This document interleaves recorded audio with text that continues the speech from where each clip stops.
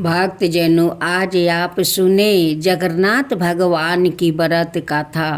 कथा के अनुसार रथ यात्रा के दिन जगन्नाथ जी के एक राजा की तरह पांडी विजय करते हुए धीरे धीरे रथ पर सवार हो गए। उनके साथ बलिराम जी और सुभद्रा मैया भी अपने रथ पर सवार हो गई। चारों ओर भक्त लोग जय जगन्नाथ के जयकारा लगा रहे थे। अनेक प्रकार का विद्या मंत्र भज रहे थे। लोगों की भीड़ चरम सीमा पर थी। एक के बाद एक जगन्नाथ जी का, बलराम जी और सुभद्रा मैया के रथ पर गतिमान होते हुए गुंडीचा मंदिर की ओर प्रस्थान कर रहे थे। सभी लोग उसी रथ यात्रा में उनके साथ चलने लगे और पीछे छूट गया शांत और सुमसान, मानो वो भी जगन्नाथ जी के विरह में उदास हो। सिंह द्वार और उनके साथ एक और व्याकुल थे जो इस रथ यात्रा से उदास थे। वो व्याकुल थे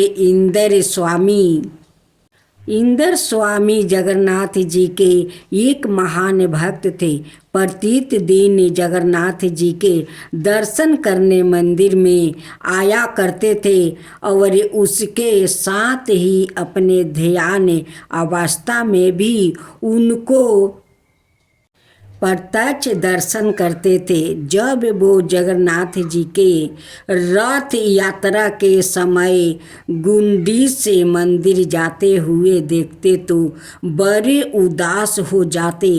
एक तो पहले ही जगन्नाथ जी 15 दिन के लिए बीमार पड़ जाते हैं और उनके दर्शन नहीं होते।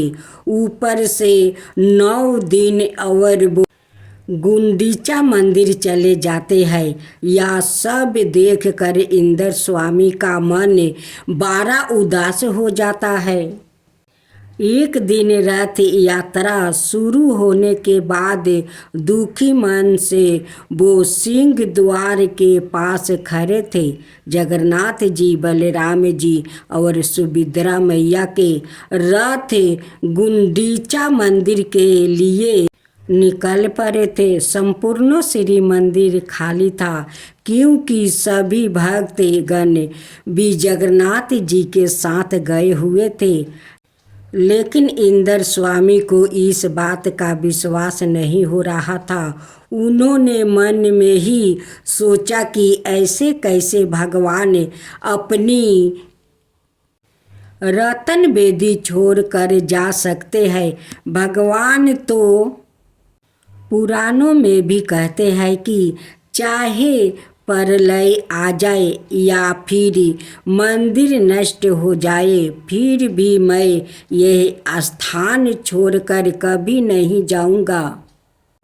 तो फिर वो नीलाचल धाम छोड़कर कैसे जा सकते हैं? नहीं, भगवान नहीं गए होंगे, या तो सिर्फ इन सब भक्तों की भूल होगी। भगवान नहीं जा सकते।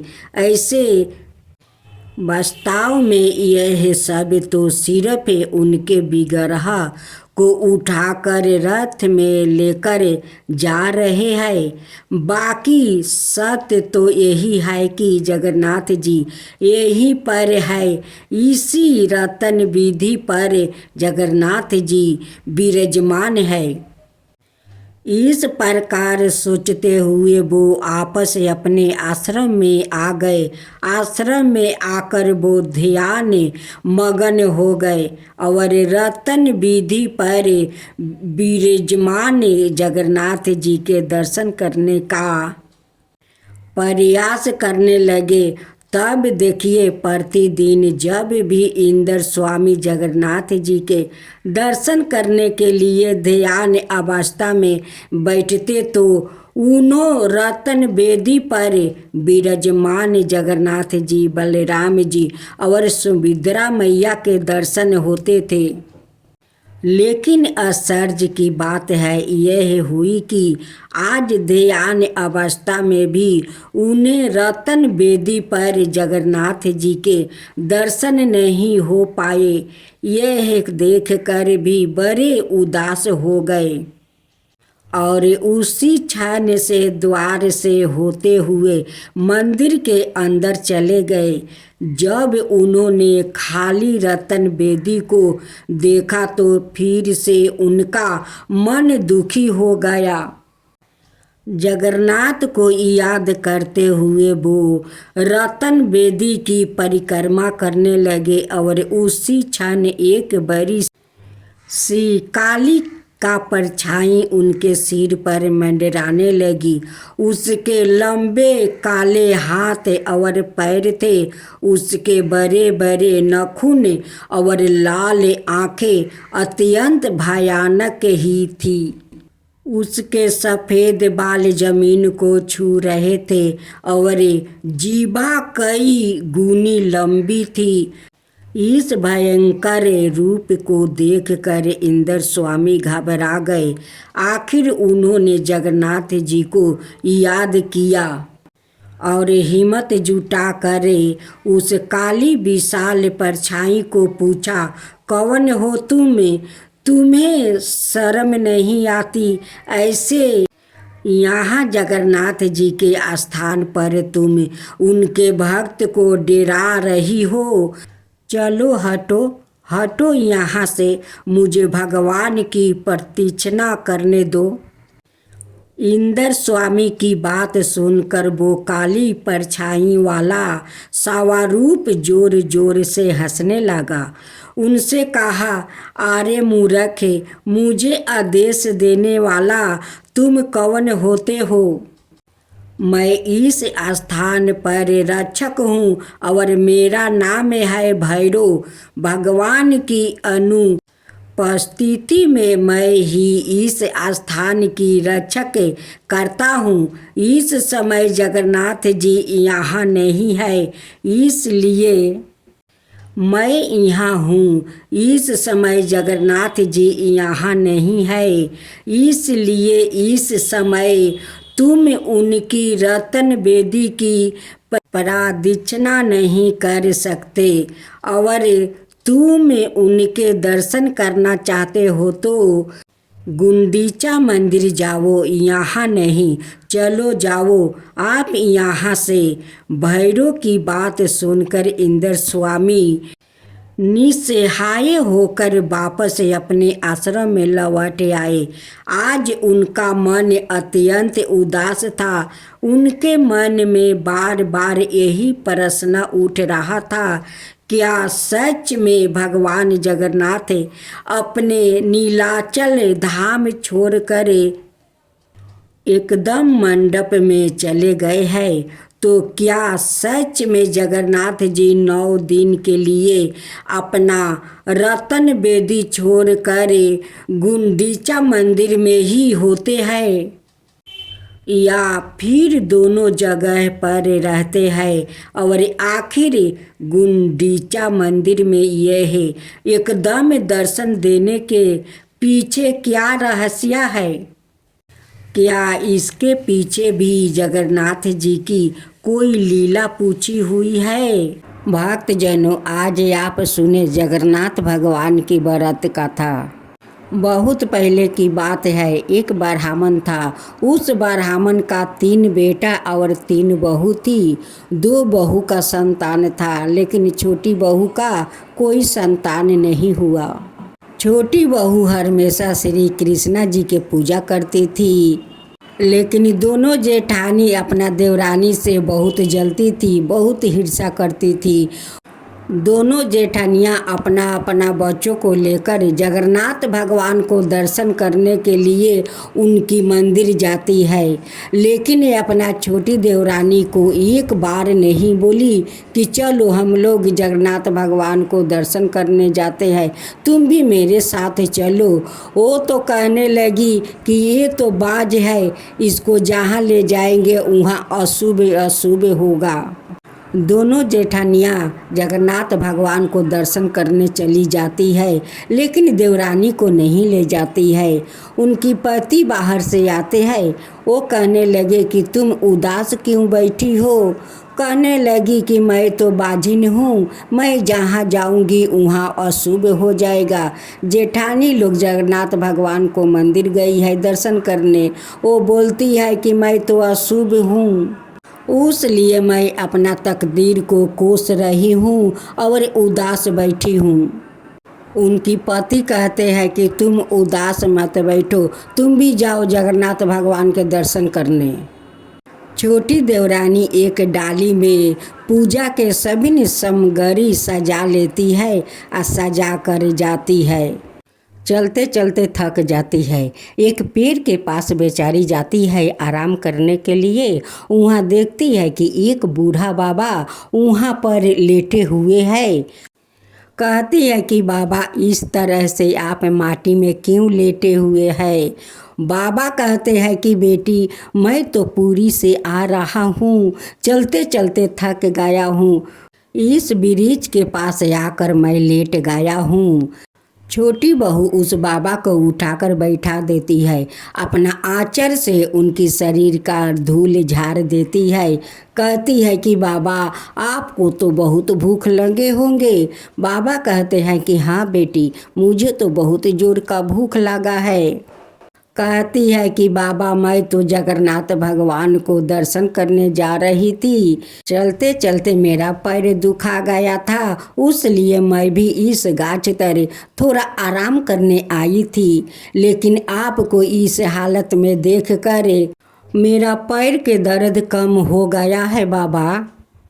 जो थाला में सामग्री लेकर वो जा रही थी, वो सारे सामग्री उस बाबा को खिला देती है, पानी पिला देती है। बाबा कहते हैं कि पूजा के सामग्री बेटी तू तो मुझे खिला दिया, पानी पिला दिया, तो तुम जगन्नाथ भगवान को तो दर्शन करने जा रही थी। कहती है कि बाबा जगन्नाथ भगवान से तो दर्शन मेरा हो गया। बाबा कहते हैं कि बेटी कैसे तेरा हो गया, अभी तो तू मंदिर तक नहीं गई। कहती है कि बाबा आप मेरे लिए जगन्नाथ भगवान है, हमारा पूजा तो हो गया बाबा, पूजा हो गया। ये बात सुनकर जगन्नाथ भगवान को हृदय पिघल गया और वो अपना दर्शन दे दिया। जगन्नाथ भगवान कहते हैं कि बेटी तू तो धन है रे, तू तो धन है, तेरा मन कितना साफा है, तेरा हृदय में भगवान के लिए कितना प्रेम है, तू तो मेरा ही पूजा करती है, रोज दिन पूजा करती है। आज मैं बहुत प्रसन्न हूँ बेटी, आज तू मुझसे कुछ मांग ले। कहती है कि भगवान मैं क्या मांगूं, मुझे जो मांगा था वो तो सब कुछ मिल गया, और क्या मांगूं। आप तो अंतर्यामी है, आप तो सब कुछ जानते हैं, और आपसे मैं क्या मांगूं। जगन्नाथ भगवान अपना गले के एक माला देते हैं, एक बांसुरी देते हैं। कहते हैं कि बेटी ले जाओ, ये बांसुरी और माला दोनों अपना तिजोरी में रख देना। ये मेरा जूठा प्रसाद है, ये प्रसाद अपना साथ ले जाओ, तुम भी खा लेना, अपना पति को खिला देना। तुम माँ बन जाओगी बेटी, माँ बन जाओगी, तुम बाझिन नहीं रहोगी, बाझिन नहीं रहोगी।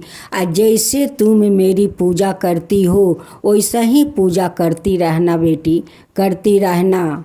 जगन्नाथ भगवान उन्हें आशीर्वाद देते हैं कि अखंड सुहागपति रहो, पुत्रा भव कहकर अंतर्ध्यान हो जाते हैं।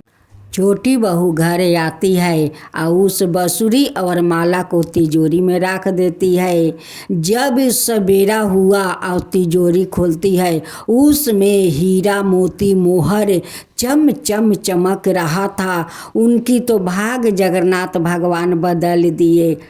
अब तो छोटी देवरानी माँ बन जाती है, उसी धन से अपना महल बनाती है और भगवान जगन्नाथ भगवान का धूमधाम से पूजा अपना घर में करती है। अब तो दोनों जेठानी का देख कर आँख फटी के फटी रह गया। कहने लगी कि देवरानी, ये सब कैसे तेरा हो गया। देवरानी कहती है कि ये सब तो जगन्नाथ भगवान और कृष्णा भगवान का कृपा से हुआ है।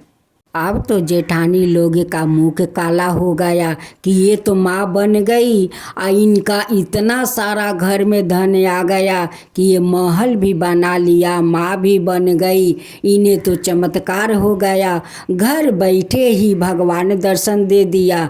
हम लोग भगवान को दर्शन करने गए, फिर भी भगवान को दर्शन नहीं हुआ। हे जगन्नाथ भगवान, आप जैसे उस छोटी बहू पर कृपा किया, वैसा ही सबका ऊपर कृपा करना, सबका ऊपर कृपा करना। हे जगन्नाथ भगवान, कृष्णा भगवान की जय हो, कृष्णा भगवान की जय हो, जगन्नाथ भगवान की जय हो, जगन्नाथ भगवान की जय हो। अब सुने कृष्णा भगवान की कथा। कृष्णा भगवान की जय हो, कृष्णा भगवान की जय हो। एक बार भगवान श्री कृष्ण ग्वाला का साथ भोजन कर रहे थे। उनके बछड़े हरी हरी घास के लालच में घने जंगल में दूर चला गया। जब ग्वालों का ध्यान बछड़ों की तरफ गया, तब वो भयभीत हो गया। उस समय भगवान श्री कृष्ण ने कहा, मित्रों, चिंता ना करो, तुम लोग भोजन करो, मैं अभी तुम्हारे बछड़ों को ढूंढ कर ला देता हूँ। श्री कृष्णा ग्वालों से इस प्रकार कहकर बछड़ों को ढूंढने चला गया। उस समय बर्मा जी भी वहाँ उपस्थित थे। भगवान को ग्वालों के साथ विचित्रा लीला करते हुए देखकर उनके मन में मोह हो गया। उन्होंने भगवान श्री कृष्णा की परीक्षा लेने के लिए बछड़ों को चुरा लिया और जब भगवान श्री कृष्णा बछड़ों को ढूंढने चले गए तो बर्मा जी ने ग्वालों को चुरा कर किसी गुफे में छिपा दिया। भगवान श्री कृष्णा बछड़े ना मिलने पर यमुना जी के तट पर लौट आया, परंतु वहाँ देखते हैं कि ग्वाला भी नहीं है। वो तुरंत जान गया कि यह सब बर्मा जी के करतूत है। अब भगवान श्री कृष्णा ने अपने आप को ही ग्वालों और बछड़ों के रूप में बना लिया। जिस समय भगवान श्री कृष्णा ने ग्वालों और बछड़ों के रूप में नंद आदि की गौशाला में प्रवेश किया तो कोई भी उन्हें पहचान ना सका। गाय भी कृष्णा रूप में अपने अपने बछड़ों को दूने स्नेह से चाटने लगी और दूध पीने लगी। इस प्रकार भगवान श्री कृष्णा प्रतिदिन ग्वालों और बछड़ों के रूप में बन जाते और संध्या के समय लौट आते। इस तरह पूरे 1 बरस का समय बीत गया। जब बर्मा जी ब्रह्मलोक से लौटे तो उन्होंने श्री कृष्णा को ग्वालों और बछड़ों के साथ पहले की भांति कीड़ा करते हुए देखा। वो सोचने लगे कि ग्वालों और बछड़ों को तो मैंने चुरा कर अपनी माया से अचेत करके गुफों में बंद कर दिया। वो अब तक वहाँ सो रहे हैं। फिर इतने ही दूसरे बालक और बछड़े कहाँ से आ गया। वर्मा जी अपनी माया से भगवान श्री कृष्णा को मोहित करने चले थे, परंतु सवाई मोहित हो गया। उनके देखते ही देखते सभी ग्वाल बाल और बछड़े श्री कृष्णा के रूप में दिखाई पड़ने लगे। यह अत्यंत आश्चर्यमय दृश्य देखकर वर्मा जी चकित रह गया। वो भगवान श्री कृष्णा के तेज से निस्तेज होकर मौन रह गए। यद्यपि वर्मा जी समस्त विद्याओं के केंद्र है, फिर भी भगवान श्री कृष्णा को समझने में असमर्थ हो गए। उनकी आंखें मूंद गई। भगवान श्री कृष्णा ने वर्मा जी के असमर्थता को देखकर अपनी माया का पर्दा हटा लिया। तब जाकर वर्मा जी को ब्रह्म ज्ञान हुआ। वर्मा जी ने देखा कि भगवान श्री कृष्णा जैसे पहले ग्वाल बालों और बछड़ों को ढूंढ रहे थे, वैसे आज भी ढूंढ रहे हैं। वो अपने हंस पर से कूद पड़े और भगवान श्री कृष्णा के चरणों में दंड की तरह गिर पड़े। उनकी आंखों से आंसू धारा गिर कर भगवान श्री कृष्णा के चरणों को भिगोने लगी। फिर बड़ी नम्रता से हाथ जोड़कर उन्होंने अपना अपराध के लिए क्षमा मांगी और ग्वाल बालों और बछड़ों को लौटा दिया। अंत में श्री कृष्णा का स्मरण करते हुए ब्रह्मलोक चले गए।